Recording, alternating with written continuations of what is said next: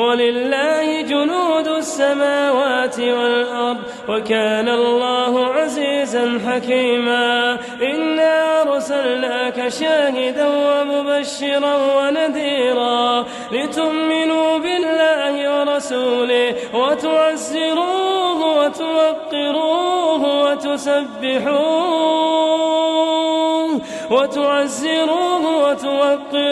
وتسبحوه بكرة وأصيلا.